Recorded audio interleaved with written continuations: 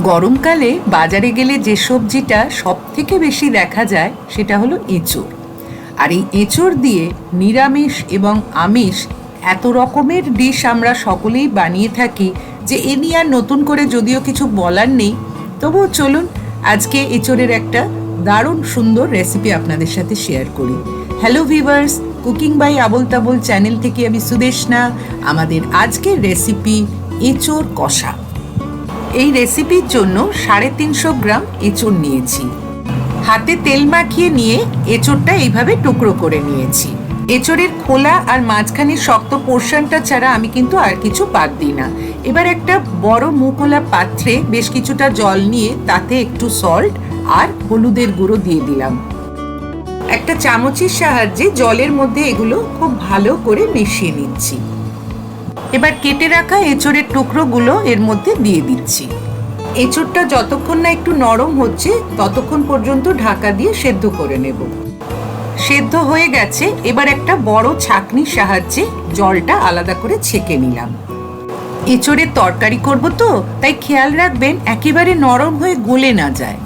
একটা মশলা বানাবো, তার জন্য নিয়েছি 1 টিস্পুন সাদা গোলমরিচ, আপনারা কালো গোলমরিচও নিতে পারেন। এছাড়া নিয়েছি 4টে লবঙ্গ, 2টো শুকনো লঙ্কা, একটা বড় এলাচ, একটা জয়িত্রী, একটা দারচিনির টুকরো আর 4টে ছোট এলাচ। এগুলো ড্রাই রোস্ট করে গুঁড়ো করে নেব। একটা কড়াই ভালো করে গরম করে নিয়ে আঁচটা একদম কমিয়ে মশলাগুলো এর মধ্যে দিয়ে কিছুক্ষণ নাড়াচাড়া করব। তারপর যখন একটা সুন্দর গন্ধ বেরোবে তখন গ্যাসের সুইচটা অফ করে দেব। মশলাগুলো ঠান্ডা হোক, ততক্ষণে কড়াইটা পরিষ্কার করে নিয়ে তাতে কিছুটা সর্ষের তেল দিলাম। কড়াইটা অলরেডি গরম আছে, তেলটা ভালো করে গরম হতে দিতে হবে। তেল গরম হয়ে গেছে, এবার একটা দারচিনি, একটা শুকনো লঙ্কা আর একটা তেজপাতা দিয়ে দিলাম। লো ফ্লেমে তেলের মধ্যে মশলাগুলো একটু নাড়াচাড়া করছি যাতে একটা সুন্দর গন্ধ বেরোয়। 1 টিস্পুন জিরে দিয়ে দিলাম। এবার দিয়ে দিচ্ছি স্লাইস করে কাটা 2টো পেঁয়াজ।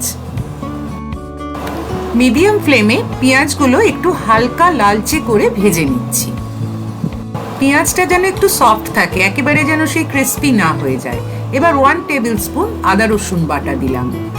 পেঁয়াজের সাথে আদা রসুন বাটা খুব ভালো করে কষিয়ে নিতে হবে যতক্ষণ পর্যন্ত না এর কাঁচা গন্ধটা পুরোপুরি চলে যাচ্ছে।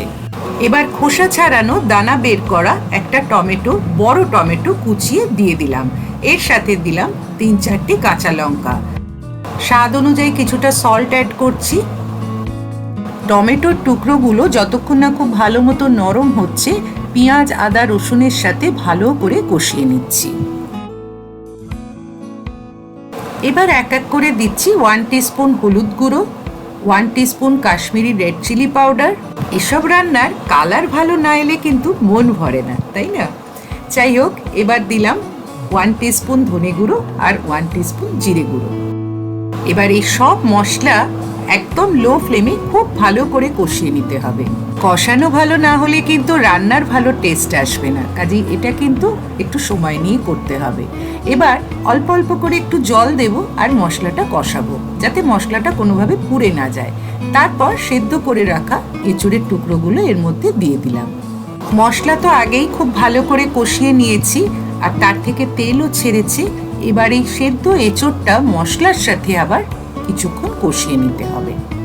এঁচোড়ের কিন্তু একটা দারুণ রেসিপি আমাদের চ্যানেলে অলরেডি আছে, এঁচোড়ের গুলি কাবাব কারি। আমরা ডেসক্রিপশন বক্সে লিঙ্কটা দিয়ে দেবো, চাইলে আপনারা ওখান থেকে দেখে নিতে পারেন। এবার ড্রাই রোস্ট করে যে মশলাটা বানিয়ে নিয়েছি সেটা 1 টিস্পুন দিয়ে দিলাম। এই মশলাটা কিন্তু আগে থেকে বানিয়ে রেখে দেবেন না, যেদিন রান্নাটা করবেন সেদিন বানিয়ে এর মধ্যে অ্যাড করবেন। এঁচোড়টা খুব ভালো করে কষানো হয়ে গেছে, এবার প্রয়োজন মতো জল দিয়ে দিচ্ছি।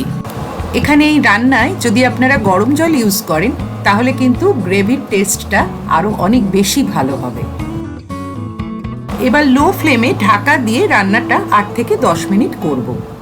8-10 মিনিট বাদে ঢাকা খুলে দেখছি ঝোলটা অনেকটা শুকিয়ে এসছে আর এঁচোড়ও কিন্তু ভালো মতো সেদ্ধ হয়ে গেছে। একটু ভালো করে আবার নাড়াচাড়া করে দিচ্ছি।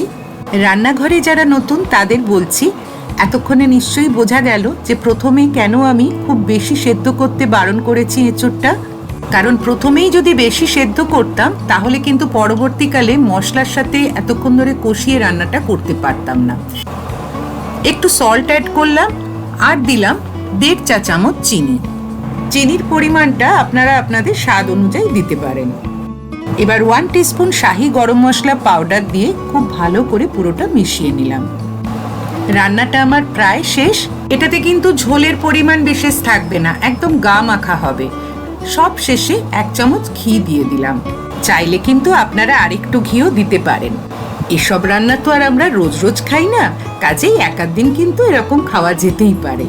এঁচোড় কষা কিন্তু আমার রেডি হয়ে গেছে, আর একটু বাদেই আমি গ্যাসটা অফ করে দিচ্ছি। এবার বলি, ভিডিও দেখে ভালো লাগলে প্লিজ লাইক, কমেন্ট ও শেয়ার করবেন।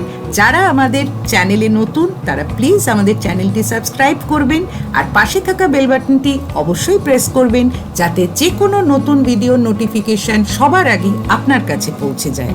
আজ তবে আসি, সবাই খুব ভালো থাকবেন। Thank you.